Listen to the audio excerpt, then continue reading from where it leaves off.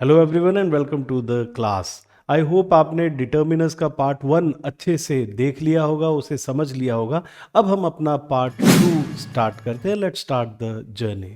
तो हम डिटर्मिनर्स का पार्ट 2 स्टार्ट करते हैं। पहले पार्ट में आप सम और एनी को अच्छे से समझ चुके हैं और अब हम कुछ और डिटर्मिनर्स कर लेते हैं। तो सबसे पहले तो कुछ पिक्चर्स देखते हैं ताकि आपको बात जो है वो अच्छे से समझ आ जाए।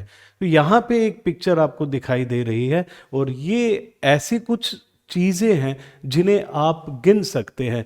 चाहे बुक्स की बात करूं या मैं बाइसिकल्स की बात करूं या पेन्स की बात करूं, तो ये कुछ ऐसी चीज़ें हैं जिन्हें आप गिन सकते हैं। तो आपने देख लिया कि मैंने यहाँ पे लिखा है फ्यू। इसका मतलब ये हुआ कि फ्यू एक जो डिटर्मिनर है वो काउंटेबल नाउन्स के साथ यूज़ किया जाता है। जैसे बुक्स हो गई, या फिर हमने देखा पेन्स हो गए, या फिर यहाँ पे बाइसिकल्स हो गई। और एक बात और क्लियर हो जाती है कि फ्यू का या फिर अ फ्यू का यूज़ जो है वो हम कहाँ करते हैं, वो प्लूरल नाउन्स के साथ हम यूज़ करते हैं। या आप कह सकते हैं कि अगर हमने फ्यू यूज़ किया है या अ फ्यू यूज़ किया है तो उसके बाद जो आने वाला नाउन होगा वो कैसा होगा, वो हमेशा प्लूरल ही होगा। तो अब हम जैसे फ्यू का मतलब समझ चुके हैं, हम अभी few, a few, the few, इसमें भी डिफरेंस को समझेंगे। लेकिन पहले जो है हम फ्यू और लिटिल के बारे में जान लेते हैं। फ्यू के बारे में तो आप समझ ही गए इस पिक्चर से कि काउंटेबल नाउन्स के साथ हम फ्यू को यूज करते हैं। इसी तरीके से अगर मैं यहाँ पे देखता हूँ तो यहाँ ऑयल है या शुगर है या फिर क्या है, फूड है, और मैंने यहाँ पे लिखा है लिटिल। इन्हें मैं काउंट नहीं कर सकता। मैं ऐसे नहीं बोल सकता कि 1 ऑयल 2 ऑयल्स, तो काउंटिंग नहीं करते हम इनका। आप मेजरमेंट जो है वो कर सकते हैं लेकिन काउंटिंग इनकी नहीं करते हैं। शुगर है तो शुगर हम 1 शुगर 2 शुगर्स ऐसे नहीं बोल सकते। इसी तरीके से फूड के लिए भी मैं 1 2 काउंटिंग नहीं कर सकता हूँ। इसका मतलब ये क्या है, ये अनकाउंटेबल नाउन्स है। तो अनकाउंटेबल नाउन्स के साथ हम क्या यूज करेंगे, हम लिटिल यूज करते हैं। जैसे फ्यू के लिए हमने कहा था फ्यू बुक्स या फिर अ फ्यू बुक्स बोल दिया था, तो प्लूरल नाउन हम यूज करते हैं। इसी तरीके से लिटिल या अ लिटिल के बाद, क्योंकि वो अनकाउंटेबल है तो हम काउंटेबल उसे काउंट तो कर ही नहीं सकते अनकाउंटेबल को, तो हम उसे 1 और 2 भी नहीं बोल सकते, यानी कि हम उसे प्लूरल तो बना ही नहीं सकते। तो मैं शुगर को शुगर्स नहीं बोल सकता, फूड को फूड्स नहीं बोल सकता। इसका मतलब क्या हुआ कि लिटिल के बाद या अ लिटिल के बाद जो भी नाउन होगा वो हमेशा क्या होगा, सिंगुलर होगा। तो ये बात आपको समझ आ गई होगी। तो जो बेसिक बात मैं आपको बताना चाहता था वो यही है कि काउंटेबल नाउन्स के साथ आप यूज करते हैं फ्यू को, और अनकाउंटेबल नाउन्स के साथ आप यूज करते हैं लिटिल को। ये एक बेसिक बात थी जो आपको इस पिक्चर के थ्रू समझ आ गई होगी। तो आगे कुछ बातें और समझ लेते हैं। Few, a few, the few, little, a little, the little, कहाँ कहाँ इन्हें हम यूज करेंगे। यहां हम देखते हैं कि 2 सेंटेंसेस लिखे हैं और पहला सेंटेंस यहां पे लिखा है he lives alone, he has few friends. तो आप मतलब इसका समझ जाइए क्या हो सकता है। आप अपना दिमाग लगाने की कोशिश करें कि यहाँ क्या मतलब निकल सकता है। इसी तरीके के क्वेश्चंस आपसे पूछे जाते हैं एग्जाम में कि he lives alone, he has few friends, लेकिन यहाँ मैंने दूसरे सेंटेंस में लिख दिया है he has a few friends to talk with. तो यहाँ फ्यू और अ फ्यू में एक डिफरेंस है। वो क्या डिफरेंस है, वो आपने कुछ अंदाजा अपना लगाया होगा, कुछ हम इसे समझ लेते हैं। यहाँ देखिए कि जब मैं फ्यू की बात करता हूं तो एक नेगेटिव सेंस होता है जिसका मतलब होता है नॉट मैनी, नॉट मैनी।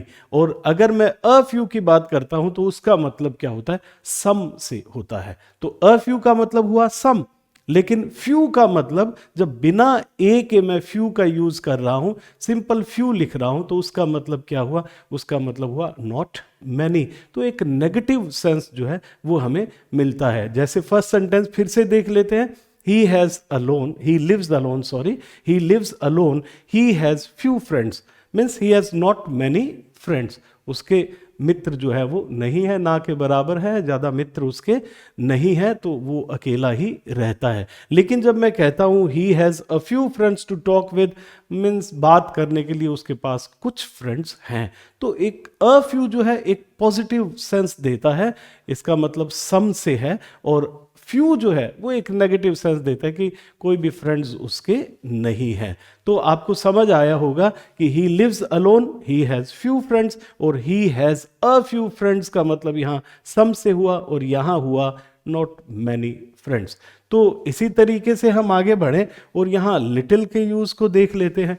ये देखिए यहाँ लिखा है I have little interest in politics. तो अब आपको बात समझ आ गई होगी कि लिटिल से क्या मतलब है। आपको मतलब आ गया होगा समझ कि यहाँ पे भी कुछ नेगेटिव मीनिंग जो है वो होगा इसका। और देखिए यहाँ लिखा है give the plant a little water. तो अ लिटिल वाटर का मतलब आपको समझ आ गया होगा कि सम से ही होगा, लेकिन लिटिल का मतलब क्या होगा हम देखते हैं कि लिटिल का मतलब होगा नॉट मच। नॉट मच, देखिए आपको ये तो पता ही है कि लिटिल का यूज़ हम कहाँ करते हैं, अनकाउंटेबल नाउन्स के साथ करते हैं। और ये देखिए यहाँ लिखा है आई हैव लिटिल इंटरेस्ट।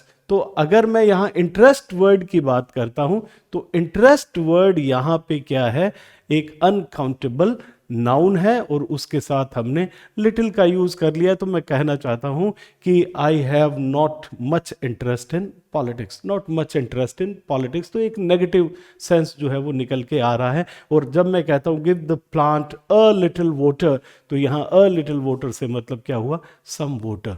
एक और अच्छी बात हम लोग जान लेते हैं कि फ्यू एंड लिटिल का यूज विदाउट ए जो होता है वो क्या थोड़ा फॉर्मल लैंग्वेज में हम लोग यूज करते हैं। देखिए किया तो जाता ही है, फॉर्मल लैंग्वेज में हम लोग यूज करते हैं, लेकिन जब आम बोलचाल की भाषा में हम लोग क्या है कि सिर्फ फ्यू और सिर्फ लिटिल को यूज कम करते हैं।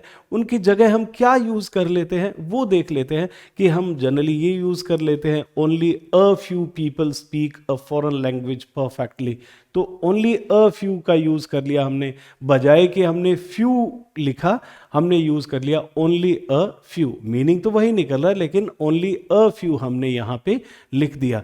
एक चीज आप ध्यान रखिए कि मैंने यहाँ ओनली लिखा तो ओनली के बाद मुझे अ फ्यू ही लिखना पड़ेगा। ऐसे क्वेश्चन आ जाता है कि ओनली फ्यू दे दिया, ओनली अ फ्यू दे दिया, तो आप समझ जाइएगा कि हमें क्या लिखना है, ओनली अ जो है वो जरूर ही लगाना है, ओनली अ फ्यू आपको लिखना पड़ेगा। इसी तरीके से ओनली अ लिटिल होता है। इसी तरीके से जस्ट के बाद भी हम अ का यूज करते हैं, जैसे just a few, just a little. इस तरीके से ओनली और जस्ट वर्ड्स अगर आपको मिलते हैं तो आप ध्यान रखना कि आपको ए लगाना जरूरी होगा, ओनली अ फ्यू या फिर only a little, just a few, just a little. इस तरीके से आप इसे लिखते हैं। या फिर हम आम बोलचाल की भाषा में सिर्फ फ्यू को और लिटिल को यूज ना करके हम नॉट मच और नॉट मैनी का यूज कर लेते हैं। देखिए यूज तो सभी होते हैं, लेकिन एक बात मैं ये बताना चाहता था कि फ्यू और लिटिल जो है बिना ए के हम फॉर्मल लैंग्वेज में यूज करते हैं। और अगर मैं आम बोलचाल की भाषा में करूँगा तो मैं ओनली अ फ्यू बोल दूंगा या ओनली अ लिटिल बोल दूंगा या नॉट मच या नॉट मैनी का यूज़ हम लोग कर लेते हैं। तो हम आगे बढ़ते हैं और ये यहाँ पे देखते हैं कि he has lost the few friends he had, और दूसरा लिखा है the few statues he bought are damaged. तो अब यहां पे क्या हुआ, अब तो द फ्यू का यूज आ गया है। आपने फ्यू का मतलब समझ लिया था, फ्यू का मतलब क्या था, नॉट मैनी, और अ फ्यू का मतलब समझ लिया था, अ फ्यू का मतलब क्या था, सम। लेकिन यहां पे क्या है, यहां पे हमने यूज कर लिया है द फ्यू। देखिए क्या है, द फ्यू का मतलब not many but all that are there, ज्यादा नहीं लेकिन जितने भी हैं, ज्यादा नहीं जितने भी हैं, मतलब जितना कुछ भी है या जितने कुछ भी हैं, उससे यहां पे मतलब होता है द फ्यू का। देखिए यहां लिखा है ही has lost the few friends he had, जितने भी उसके मित्र थे उनको उसने खो दिया है, जितने भी मित्र थे। अब आप एक चीज देखो कि आपको कैसे पता चलेगा कि मैं यहाँ फ्यू का यूज करूं या अ फ्यू का यूज करूं या द फ्यू का यूज करूं। आप सेंटेंस को थोड़ा सा ध्यान से पढ़ें। ही has lost the few friends, यहां पे कुछ ना कुछ हिडन है और वो है दैट। जैसे मैं कहूं ही has lost the few friends that he had. तो यहां पे आप देखें कि एक तो ये क्लोज आ जाता है और यहां पे एक दूसरा क्लोज आ जाता है, तो दो वर्ब्स आपको दिखाई देती है और यहां पे एक हिडन दैट जो है लिखा जाएगा।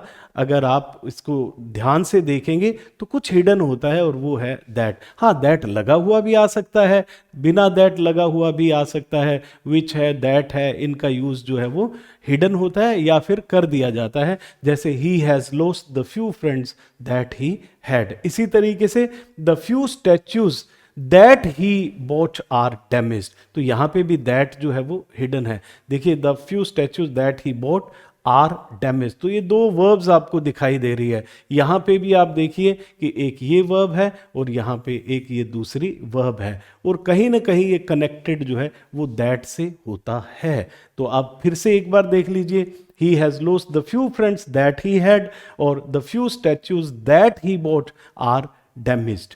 और यहां पे आपने एक बात तो देख ही ली कि द फ्यू है तो इसके साथ जो है वो काउंटेबल नाउन है, द फ्यू है यहां भी क्या है, काउंटेबल नाउन है, और ये है कैसा, प्लूरल है, ये भी आपको पता चल गया होगा। लेकिन यहां फ्यू, अ फ्यू और द फ्यू में से क्या यूज करें, ये आपके लिए थोड़ा प्रॉब्लम हो सकती थी, लेकिन अब आपको ये बात समझ आ गई है कि किस तरीके से हमने सेंटेंस को देखना है। देखिए आपको दो वर्ब्स या दो वर्ब फ्रेजेस जो है वो दिखाई पड़ती है और कहीं ना कहीं ये दैट से कनेक्टेड होता है।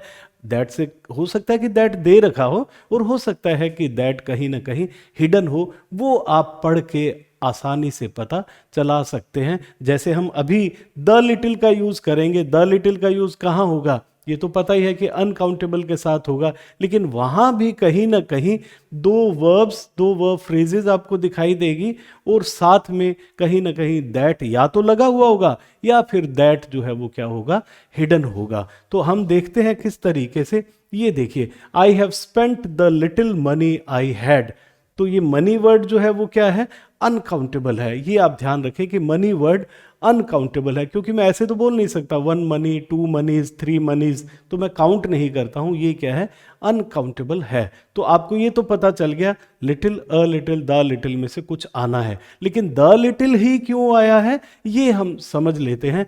I have spent the little money that I had, I have spent the little money that I had, तो यहां कहीं ना कहीं दैट जो है वो हिडन है। और आप देखिए कि आई हैव स्पेंट ये एक वर्ब फ्रेज हुआ और दूसरी जो वर्ब है वो क्या हुई, हैड हुई।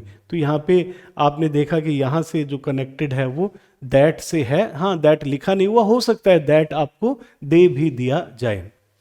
यहां देखते हैं he has eaten the little food he stored, तो यहां भी क्या है, he had eaten the little food that he stored, that he stored. तो इस तरीके से इसका मतलब he not much but all that is there से होता है। तो आई होप कि आपको little, a little, the little किस तरीके से यूज करना है वो समझ आ गया। इसी तरीके से फ्यू या अ फ्यू या द फ्यू कहाँ यूज करना है वो आपको समझ आ गया होगा। देखिए फ्यू आपको पता है काउंटेबल नाउन्स के साथ यूज होता है, लिटिल आपको पता है अनकाउंटेबल नाउन्स के साथ यूज होता है।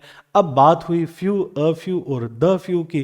फ्यू आपको पता है कि नॉट मैनी से मतलब है, अ फ्यू का मतलब सम से है, और द फ्यू का मतलब तो आप समझ ही गए कि कहीं ना कहीं सेंटेंस में आपको ये दो जो वर्ब फ्रेजेस दिखाई देंगे और साथ में वो दैट से कहीं ना कहीं कनेक्टेड होगा, या फिर वो हिडन दैट कहीं ना कहीं में छुपा हुआ है, आप दैट जो है वो आपको दिखाई देगा।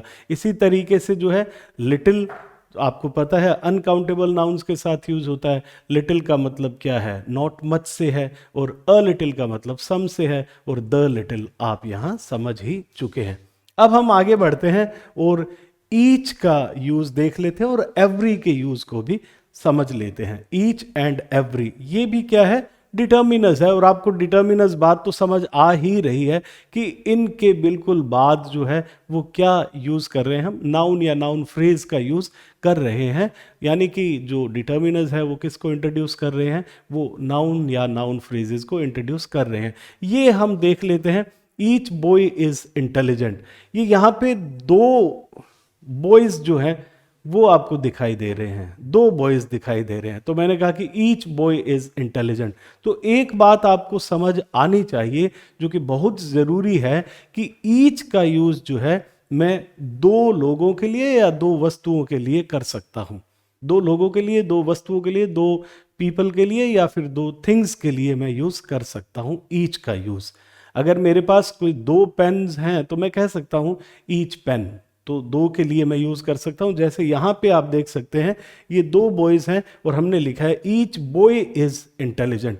तो दो तीन बातें तो आप समझ लीजिए। ईच बॉय लिखना पड़ेगा, मतलब ईच के बाद सिंगुलर नाउन ही यूज़ करना पड़ेगा। और वर्ब भी आपको पता है कि यहाँ क्या है, हमेशा सिंगुलर ही आती है। ईच के साथ या एवरी के साथ आपको वर्ब हमेशा क्या लगानी है, सिंगुलर ही लगानी है। तो आपने देखा, पहली बात आपको समझ आई कि जब इसका कोई क्वेश्चन पूछा जाता है तो आपको कुछ बारीकियां जो है वो पता होनी चाहिए। पहली बारीकी जो पता होनी चाहिए वो तो यही है कि ईच जो है वो दो के साथ हम यूज़ कर सकते हैं, मतलब दो के लिए हम यूज़ कर सकते हैं। तो जब ये दो बॉयज़ हैं तो मैं कह सकता हूँ ईच बॉय इज़ इंटेलिजेंट। अगर मैं आगे बढ़ूँ और यहाँ देखता हूँ कि ईच पर्सन थिंक्स डिफरेंटली, तो जब मैं ईच पर्सन थिंक्स डिफरेंटली तो आपको एक बात और समझ आ गई कि यहाँ पे आप देखें कि बहुत सारे हैं और मैं यहाँ पे भी ईच का यूज़ कर रहा हूँ। तो इसका मतलब ये हुआ कि दो के लिए मैं ईच यूज़ कर सकता हूँ और दो से ज़्यादा के लिए भी मैं ईच यूज़ कर सकता हूँ। और एक और बात आप समझ लें कि जब मैंने यहाँ थिंग्स लिखा है तो ये भी सिंगुलर वर्ब मैंने यूज़ की है यहाँ पे। तो आपको ये बात तो समझ आ गई कि ईच के साथ वर्ब हमेशा सिंगुलर ही यूज़ होती है। तो यहाँ थिंक्स जो है वो सिंगुलर वर्ब है। अगर मैं थिंक लिखता तो वो प्लूरल वर्ब होती है। देखिए वर्ब जो होती है जब एस और ई एस जब मैं लगा रहा हूं इसका मतलब वो क्या है, सिंगुलर वर्ब है। तो यहां पे मैंने लिखा ईच पर्सन थिंक्स डिफरेंटली। और एक बात आपको और समझ आई कि ईच मैं दो के लिए भी यूज कर सकता हूं और ईच मैं दो से ज्यादा के लिए भी यूज कर सकता हूं। अब यहां पे जो है ईच का मतलब समझ लेते हैं। ये देखिए कि ईच का मतलब जो है वो क्या है कि मेरा फोकस जो है वो एक एक करके सब पे होता है। ईच में मेरा फोकस एक एक करके सब पे होता है। मीन्स पीपल और things separately one at a time, separately one at a time, मतलब मैं सेपरेटली बात कर रहा हूं इसकी इसकी इसकी इसकी और इसकी, मतलब एक एक पे मेरा सेपरेटली फोकस जो है वो होगा। अब हम अगर आगे बढ़ें और इधर एवरी की बात करते हैं तो देखिए एवरी चाइल्ड इज क्रिएटिव यहां पे लिखा है, एवरी चाइल्ड इज क्रिएटिव। तो यहां पे दो जो चिल्ड्रन हैं वो नहीं बनाए गए हैं, तो दो से ज्यादा दिखाए गए हैं यहां पे। इसका मतलब एवरी जो है वो दो के लिए कभी भी यूज नहीं करेंगे हम। ये आपको विशेष ध्यान रखना है। क्वेश्चन में पूछ लिया जाता है कि कहीं ना कहीं दो पीपल या दो थिंग्स आपको दे रखी हैं और ऑप्शन में एवरी दे दिया तो भूल जाइए, एवरी तो हमें यूज करना ही नहीं है। तो यहाँ एवरी चाइल्ड इज क्रिएटिव मतलब एवरी का यूज मैं दो से ज्यादा के लिए ही करूंगा, मोर देन टू के लिए ही मुझे यूज करना होगा। और एक और चीज जो है वो आप देख लीजिए कि वर्ब हमेशा एवरी के साथ भी कैसे आने वाली है, सिंगुलर वर्ब आपको यूज करनी है। इसी तरीके से आपने ये बात समझ ली है फॉर थ्री और मोर पीपल और थिंग्स टुगेदर। और टुगेदर की बात हो रही है यहाँ पे, यहाँ मेरा फोकस एक एक करके नहीं होगा। तो एक बात तो आपको ये समझ आ गई कि एवरी का यूज जो है थ्री और मोर पीपल और थिंग्स के लिए किया जाता है। लेकिन मैंने एक वर्ड यूज किया टुगेदर। जब मैं कहता हूं कि एवरी चाइल्ड इज क्रिएटिव तो मैं सबके लिए कलेक्टिवली एक वर्ड यूज कर लेता हूं, एवरी चाइल्ड इज क्रिएटिव। तो ईच में तो मेरा फोकस क्या होगा, एक एक करके सेपरेटली सब पे होता है। लेकिन यहां जो है वो एवरी का मतलब, देखिए बेसिक मतलब तो सेम ही है, लेकिन थोड़ा अगर मैं डिफरेंस की बात करूं, ईच का मतलब एक एक सेपरेटली मैं बात कर रहा हूं और एवरी का मतलब मैं क्या है, टुगेदर सबके लिए, कलेक्टिवली एक सबके लिए मैं यूज कर रहा हूं। तो यहां लिखा है एवरी चाइल्ड इज क्रिएटिव, मतलब सभी जो सभी जो बच्चे हैं वो क्या है, क्रिएटिव है। Every child is creative. अब आपने देखा ईच के बाद मैंने सिंगुलर नाउन का यूज किया था, यहाँ एवरी के बाद भी क्या यूज किया है, सिंगुलर नाउन का यूज़ किया है, और वर्ब क्या है यहाँ, सिंगुलर ही यूज़ होगी। ईच के लिए भी सेम कंडीशंस थी कि ईच चाइल्ड यूज़ करूँगा, सिंगुलर वर्ब यूज़ करूँगा, एवरी चाइल्ड यूज़ करेंगे, और फिर यहाँ पे हम सिंगुलर वर्ब का यूज़ करते हैं। अब हम देखें यहाँ ईच एंड एवरी की बात आपको समझ तो आ ही चुकी है। एवरी चाइल्ड इज हैप्पी, बिल्कुल सही सेंटेंस है। ईच पर्सन इज बिजी, बिल्कुल सही यहाँ पे स्टेटमेंट लिखी गई है। एवरी के बाद यहाँ पे हमने क्या यूज़ किया है, चाइल्ड यूज़ किया है सिंगुलर, और यहाँ पे सिंगुलर वर्ब यूज़ की है। ईच के बाद हमने सिंगुलर नाउन यूज़ किया है, और यहाँ पे सिंगुलर वर्ब यूज़ की है। ये सेंटेंसेस मैंने क्यों लिखे हैं वो अभी आपको आगे समझ आएगा। जैसे एवरी चाइल्ड इज़ हैप्पी लिखा है, ईच पर्सन इज़ हैप्पी, इसे ध्यान से देख लीजिए क्योंकि आगे कुछ चेंजेस आने वाले हैं। और ये देखिए इस तरीके से, each of the students is different. मैंने अब यहां पे लिख दिया है each of the students is different, तो यहां पे ईच के बाद हमने ऑफ का यूज किया, जैसे हमने सम के बाद भी ऑफ का यूज किया था। तो सम के बाद ऑफ का यूज किया था, तो मैंने बताया था जो फर्स्ट वीडियो है कि सम वहां पे डिटर्मिनर नहीं होके क्या हो जाता है, प्रोनाउन हो जाता है। तो यहां पे भी क्या हुआ, अब ईच जो है वो डिटर्मिनर नहीं है, अब ईच क्या हो गया है, यहाँ पे प्रोनाउन का फंक्शन यहाँ पे करने लगा है, क्योंकि ईच के बाद ओ आ गया। हाँ, जब हमने लिखा था कि ईच स्टूडेंट या ईच चाइल्ड, तब तो वो क्या था, डिटर्मिनर था, लेकिन अब ये क्या बन गया है, अब ये प्रोनाउन बन गया है। जैसे each of the students is different. लेकिन एक बात जो है वो आप अब ध्यान दें कि वर्ब जो है वो क्या रही, वर्ब तो सिंगुलर ही रही। ये आप सब्जेक्ट वर्ब कॉनकॉर्ड में भी पढ़ चुके हैं कि ईच और एवरी के लिए वर्ब हमेशा ही क्या रहती है, सिंगुलर रहती है। लेकिन जब हमने ईच स्टूडेंट लिखा, लेकिन जब मैंने ये किया है ईच ऑफ द, यहां पे स्टूडेंट्स लिखना पड़ेगा। नाउन जो है वो क्या हो जाएगा, यहां पे प्लूरल हो जाएगा, या प्रोनाउन जो होगा वो क्या हो जाएगा, प्लूरल हो जाएगा। ईच ऑफ देम लिखूंगा, ईच ऑफ द स्टूडेंट्स यहां पे हमें लिखना पड़ेगा। ये आप ध्यान रखें, वर्ब हमेशा क्या होगी, सिंगुलर होगी। लेकिन अब ये देखिए कि every of the students is different, तो गलत दिखा रहा है यहाँ पे। इसका मतलब क्या हुआ कि एवरी जो है वो सिर्फ और सिर्फ डिटर्मिनर की तरह ही फंक्शन करता है। एवरी चाइल्ड लिखूंगा, एवरी स्टूडेंट लिखूंगा, लेकिन कभी भी मैं every of the students, every of the children जो है वो नहीं लिख सकता, क्योंकि एवरी कभी भी प्रोनाउन की तरह यूज यहां होता ही नहीं है। एवरी हमेशा डिटर्मिनर की तरह ही यूज होता है, मतलब एवरी चाइल्ड, एवरी स्टूडेंट, इस तरीके से लिखेंगे। तो आपको कहीं भी अगर इस तरीके की स्टेटमेंट मिलती है every of the students is different, तो ये बिल्कुल ही गलत है, क्योंकि एवरी के बाद इस तरीके से ऑफ का यूज हम नहीं करते हैं। आई होप आपको बातें जो है वो अच्छे से समझ आ रही होगी। हम आगे बढ़ते हैं और ये आइदर का यूज देख लेते हैं। देखिए, आइदर कार इज एक्सपेंसिव, या तो ये वाली कार या फिर ये वाली कार मैं कहना चाहता हूं। आइदर कार इज एक्सपेंसिव, और लिखा है either of the cars is expensive, तो मैं इस तरीके से इसे कहता हूं। आइदर कार इज एक्सपेंसिव का मतलब क्या हुआ, या तो ये या फिर ये, या तो ब्लू वन या फिर ये रेड वन।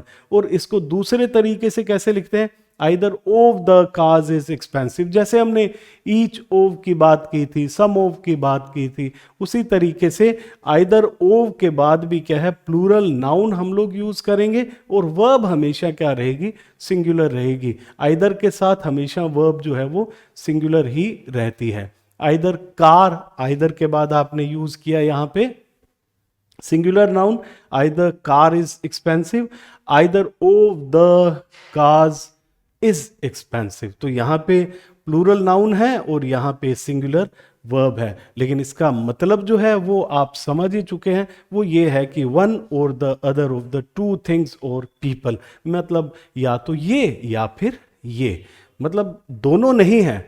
आइदर का यूज भी हम देखिए, आइदर का यूज पिक्चर्स कितनी बनी है, दो। आइदर का यूज हम दो के लिए करते हैं, आइदर का यूज हम दो के लिए करते हैं, तो मैं कहना चाहता हूं या तो ये या फिर ये, और दोनों में से एक की बात करते हैं, दोनों की बात नहीं करते हैं। अगर दोनों की बात करेंगे तो बोथ हो जाएगा, लेकिन जब मैं आइदर कह रहा हूं तो क्या कहूंगा, या ये या फिर ये वाली एक्सपेंसिव है। दोनों एक्सपेंसिव नहीं है, या तो ये एक्सपेंसिव है या ये एक्सपेंसिव है। मतलब मैं कह रहा हूं कि वन और the other of the two things और पीपल की बात कर रहा हूं, दोनों की बात नहीं कर रहा हूं, या ये या फिर ये। इसी तरीके से क्या है, हम यहां नाइदर के यूज को देख लेते हैं। जब मैं नाइदर की बात करता हूं वो भी दो के लिए यूज होता है। आपको ये विशेष बात ध्यान रखनी होगी कि आइदर दो के लिए यूज करते हैं, नाइदर दो के लिए यूज करते हैं, ईच जो है वो दो के लिए या दो से ज्यादा के लिए यूज करते हैं, एवरी किसके लिए यूज करते हैं, एवरी तो दो से ज्यादा के लिए ही यूज होता है। तो यहां लिखा है neither, neither man is suitable, तो नाइदर के बाद यहां जो है वो नाउन क्या है, सिंगुलर है, और वर्ब भी यहां पे क्या है, सिंगुलर है। इसी तरीके से नाइदर ऑफ द मैन, यहां पे हमने ओव लगते ही क्या कर दिया, इसे प्लूरल नाउन यहां पे यूज किया, लेकिन वर्ब जो है वो क्या होगी, हमेशा सिंगुलर ही यूज होगी। अब देखिए इसका मतलब क्या हुआ, जब मैं कहता हूं नाइदर मैन इज सुटेबल या neither of the man is suitable, तो मैं कहना चाहता हूं not one NOR the other of the two things और पीपल, ना तो ये और ना ये, दोनों में से कोई भी नहीं हम यूज करते हैं, दोनों में से कोई भी नहीं।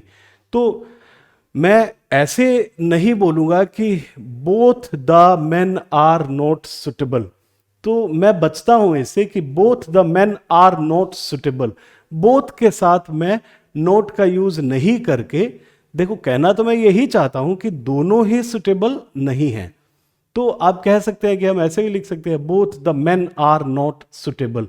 लेकिन हमें जो है ग्रामेटिकली वो कैसे लिखना चाहिए, neither of the man is suitable या फिर नाइदर मैन इज सुटेबल, क्योंकि हमारे पास बोथ नोट के लिए एक वर्ड है और वो क्या है, नाइदर। बोथ नोट के लिए एक वर्ड है, वो है नाइदर। तो बोथ नोट के यूज से बचना चाहिए और हमें यूज करना चाहिए यहां पे neither. Neither man is suitable, neither of the man is suitable, ना तो ये व्यक्ति ना ये व्यक्ति सुटेबल है, मतलब दोनों ही सुटेबल नहीं हैं। लेकिन इंग्लिश में मैं बोथ नॉट का यूज नहीं करके नाइदर का यूज यहां पे कर लेता हूं। तो वही बात है, यहां नाइदर के बाद भी सिंगुलर नाउन है, नाइदर ओव के बाद जो है वो क्या है, प्लूरल नाउन है, लेकिन वर्ब दोनों में ही क्या यूज हो रही है, सिंगुलर यूज हो रही है। अब ये देखिए, ये एक बहुत ही अच्छा सेंटेंस है जो आपसे पूछा जा सकता है। देखिए, I have 5 caps, you can take either cap. ये आपको समझ आ गया कि ये सेंटेंस गलत है, और गलत क्यों है ये भी आपको समझ आ गया कि मैंने अभी आपसे बात की थी। देखिए ऐसे ही सेंटेंसेज आते हैं और हो सकता है थोड़ा बहुत कंफ्यूजन होगा, या फिर अगर कॉन्सेप्ट्स क्लियर नहीं होंगे तो हम गलती कर जाते हैं। तो यहाँ पे हमने लिखा है आई हैव 5 कैप्स, तो जब मैं 5 कैप्स की बात कर रहा हूं तो आपको पता है कि मैं आइदर और नाइदर इनका यूज तो कर ही नहीं सकता, क्योंकि आइदर नाइदर तो किसके लिए यूज होता है, दो के लिए यूज होता है। तो you can take either cap, तो यहां पे क्या होगा, गलत हो जाएगा, क्योंकि अगर मैं यहां पे लिखता I have 2 caps, you can take either cap, तो बात जो है वो सही होती। लेकिन यहाँ पे जब मैंने 5 कैप्स लिख दिया है तो 5 के लिए तो आइदर जो है वो तो सवाल ही नहीं उठता कि मैं आइदर का यूज कर लूँ। तो हाँ, अगर मैं यहाँ पे ये लिख देता हूँ I have 5 caps, you can take any cap, तो ये बात समझ आती है कि हाँ कोई भी कैप आप ले सकते हैं। तो आई होप कि ये बातें आपको अच्छे से समझ आई होगी। पार्ट 2 में आपने लिटिल के बारे में पढ़ा, अ little, the little, few, a few, the few, उसके बाद ईच एंड एवरी के बारे में पढ़ा, और अभी जो है वो आइदर नाइदर के बारे में आपने कुछ कॉन्सेप्ट्स को पढ़ा। आपको अच्छे से समझ आया होगा। जो लोग नए हैं वो इस चैनल को सब्सक्राइब कर लें, लाइक करें, शेयर करें, और लोगों तक जो है पहुंचाएं जो इस एग्ज़ाम की तैयारी करना चाहते हैं। पार्ट 3 में हम कुछ और डिटर्मिनर्स लेके आ रहे हैं, और मैंने आपको बताया था कि पार्ट 4 में हम लोग कुछ क्वेश्चंस करेंगे जो आपके प्रीवियस एग्जामिनेशंस में जो पूछे हुए क्वेश्चंस हैं वो करेंगे। तो thank you very much and have a very wonderful day.